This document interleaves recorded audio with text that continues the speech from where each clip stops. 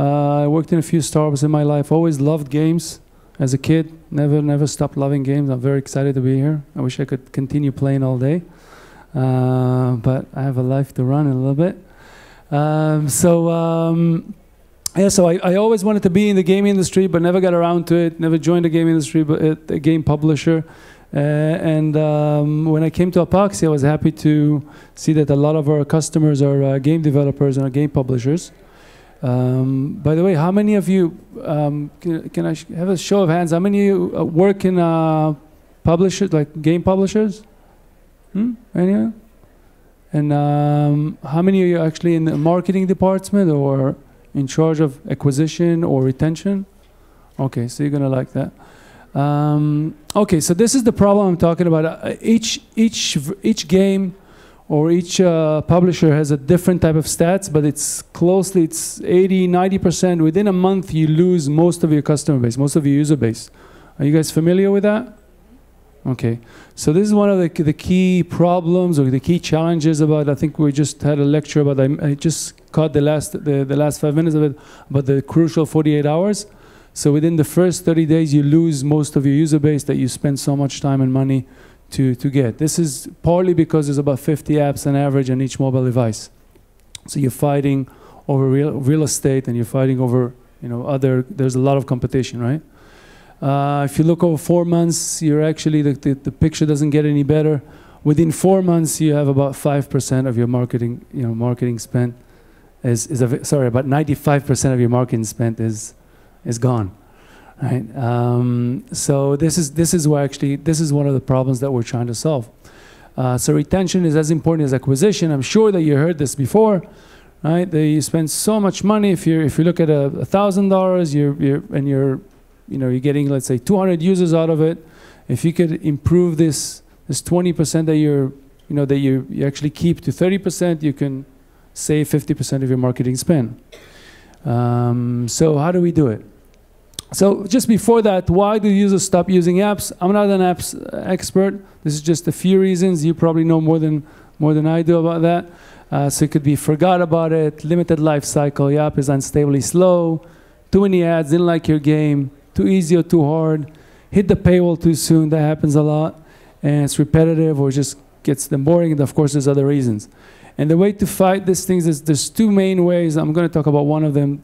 This is the way to improve the game, of course, right? To make it better. So add more screens, improve the speed, make a better UI, take out the ads, target better audience. You don't want to take out the ads, yeah? Add social, and less aggressive on monetization. Sorry, I got to keep timing here.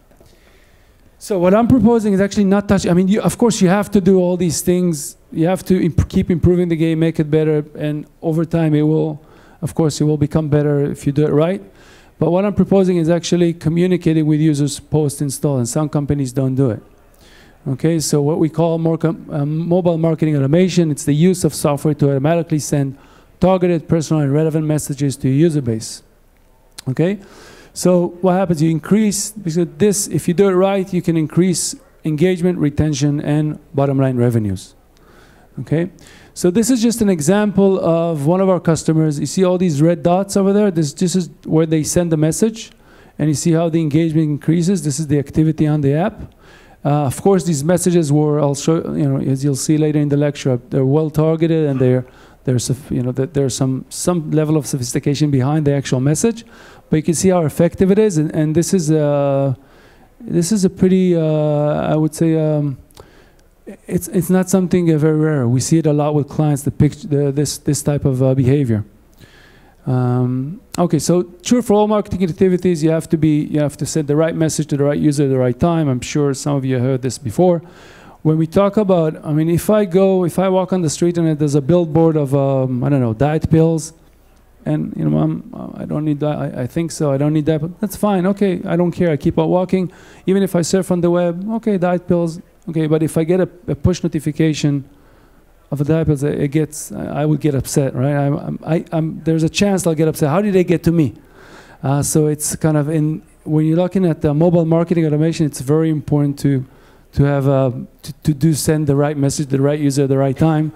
Also, you don't want to receive messages 3 o'clock in the morning, even if they're really targeted and they're relevant to what you're looking for. right? So you have to be very sophisticated. There's two main cases that you want to look at. One is getting users that left, okay? Users that are dormant users, what we call. And the other case is getting more out of the users that are active. Okay, so I'm going to split them, and first I'm going to talk about the first case. Okay, so let's take an example of the first thing you want to do is segment your users. Actually, before that, you want to collect the data, as much data as you can, right? Usage pattern, demographic information, anything that you have on your backend also, or in the usage pattern, any information that you can collect will help you segment the users. So let's look at, these are dormant users, but could be dormant after they're just spent one time, you know, with your app, got it once, got the game once, but couldn't get past level 3, never made a purchase.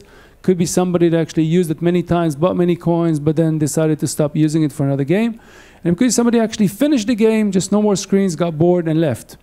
So we're trying to get different messages to these different people. Of course, getting them back will be, so the first message could be, Sally, we've unlocked level 3 specifically for you. So each user will get, will get stuck on different levels. So you can have different messages for different users that are just played it once they got stuck. And David, we miss, come back, 50 coins, get 50 coins only today.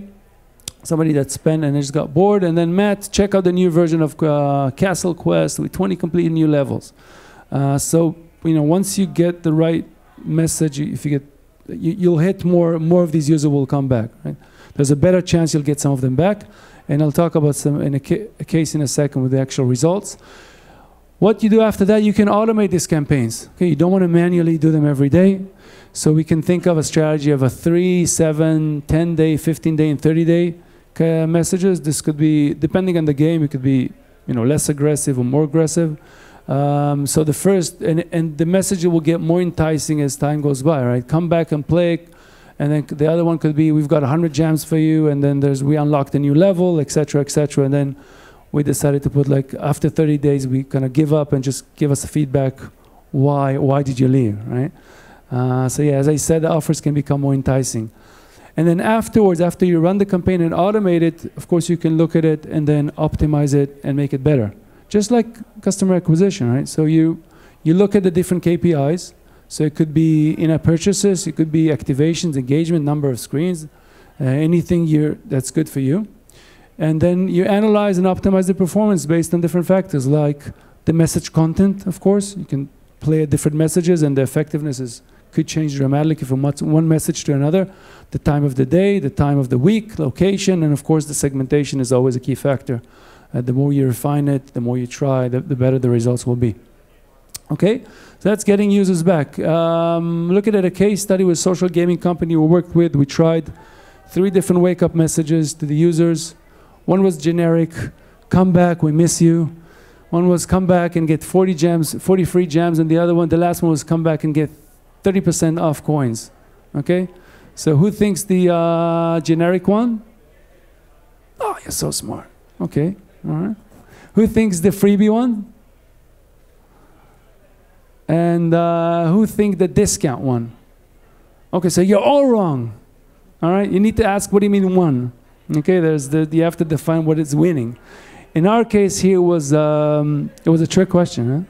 Huh? In our case, it was we thought about just activation. Okay, people opening the app, and in this case, the freebie one. So 50% return rate. The discount had something like, I think, was something like 12%, and the generic, surprisingly enough, also got something close to 10%. But when we checked the monetization part of it, we actually saw that the discount one. And the reason is, I think, that whoever clicked the discount, actually people that tended to, to already spend money in the past, and it was less people clicked it, but whoever clicked it actually ended up purchasing more gems later on. So what they ended up doing afterward is running 2 different campaigns, one for freebies, people who never spent any money in the past, and people that did spend money got the discount one. And that was, that became the most successful, variation. So they tripled the revenue versus the control group, and what was very surprising, and this actually happened with a lot of our clients, that 50% of the paying users were first-time paying users. So you got visitors who actually never paid, users never paid, left the app, didn't use it for more than, I think it was 15 days. It was a 15 days inactive campaign, ended up getting back and ended up paying, which is it's amazing. Okay, so that's the now the second case. This is the highlight of the cat with the money. Highlight of the lecture. So it's similar. The way that you actually get more out of the existing user base is very similar. You do the same thing, same rules apply, but the cases are different. Okay, you also have to segment, personalize, automate, and analyze. But in this case, there's a lot of different sub-cases of active users. Okay, so I'm touching on 3 here, but there's many more. So the first one is actually offers, coupons, different things that you want to offer them to just monetize more. So it could be, of course, personalized, limited time only actually works, even though it seems like something that people know, but you say limited time, it works without limited time. We tried it. Incentivized to continue playing. Connecting to social media is something that we found very effective, just telling people, please share. The ones that are active, please share your experience. We had a client who just sent a generic, please like us on Facebook. Nothing more than that. And they got 300% increase in the likes on Facebook that they had, just in sending a generic message. So it's also very effective to just asking them to share what they like if they're active. The last case actually includes also a lot of sub-cases, is getting people from one stage of the app to the other. So it could be installed to register, it could be registered to pay, it could be pay to share, or whatever stages you have in your own app. And you can, if you target the messages to the specific next stage, so if they installed, please register to get something 1, 2, 3. You always have to give them something valuable for them to, so it works better to give them something valuable. So this, like, you can't give them something they don't want. So if you give them something that they want, like gems or like virtual currency or like open levels or whatever you think that's good for your game that they like, then of course it's more effective.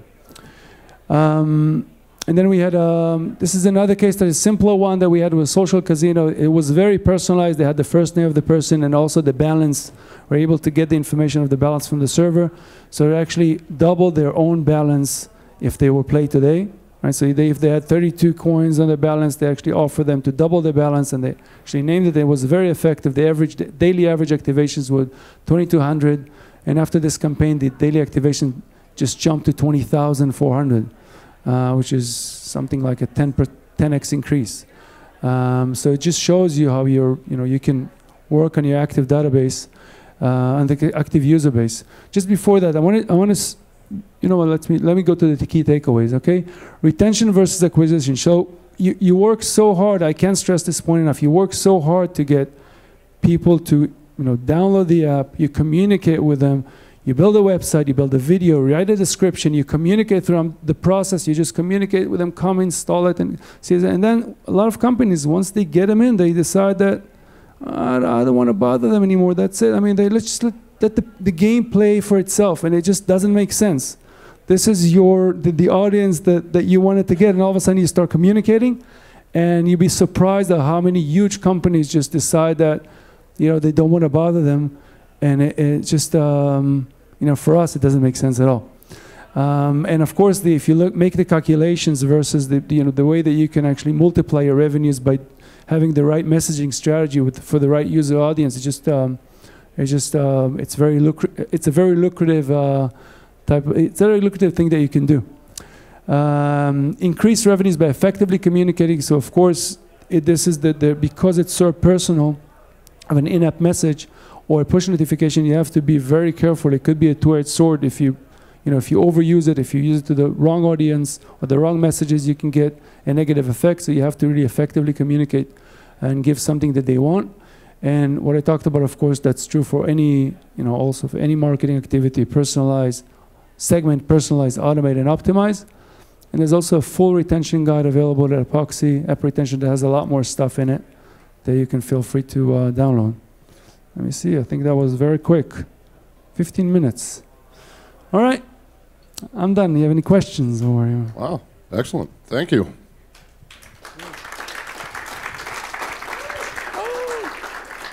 Does anybody, oh, by the way, when you say we will be surprised to discover how many large companies don't continue to communicate with their customers after acquiring them because they don't want to bother them, which name Putting you on the spot here. You're not gonna get. What name is going to surprise us the most? You're not gonna get a name out of me. The people that didn't do it, but I'm sure. I mean, you can download games and see that you don't get any sort of communication post install.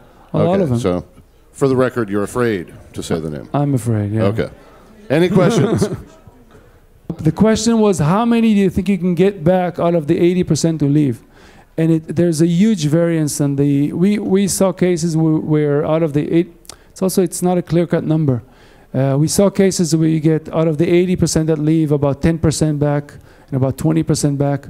The customers that are more sophisticated, actually, they're not even. The strategy is not even 3 days inactive, 7 days inactive. They're actually doing it after like 24 hours or 48 hours. They have very good indicators of this client is going to leave.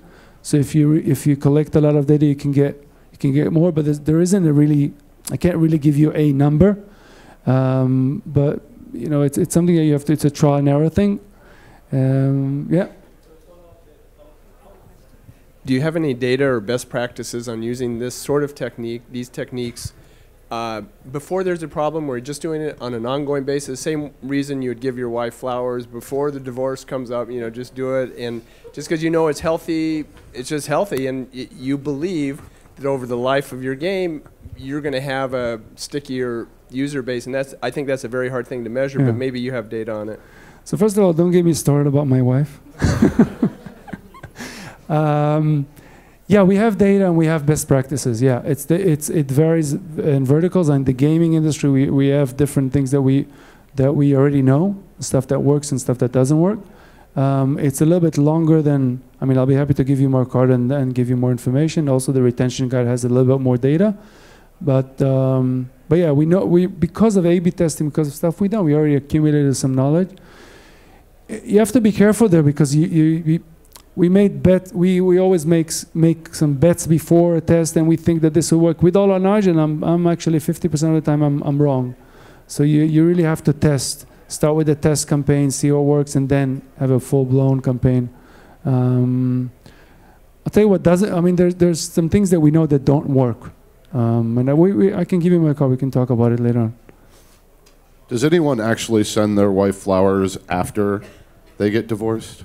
Is that a thing? I think divorce-iversary is a holiday that Hallmark is totally ignoring. We've just come up with $1 billion industry here, people. Divorce-iversary. So I have a question. For that one slide with the generic freebies and the discount mailers, what was the total amount of people that was addressed? You remember something like 1,500, right? 1,500 for each. It wasn't a big campaign, right? It was 1,500. About each group had about 1,500 people. It wasn't a huge campaign. Yeah. Hi. Do you also work with like children's apps and using this sort of like segmentation? Because I know there's a lot of stuff has happened recently with like Copa. So I don't know if you guys even engage in kids apps, or how do you negotiate that? I think you should answer that, Einan.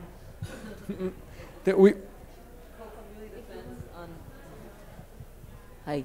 So it really depends on the information that you collect, and you need to be COPA compliant. So our service is COPA compliant.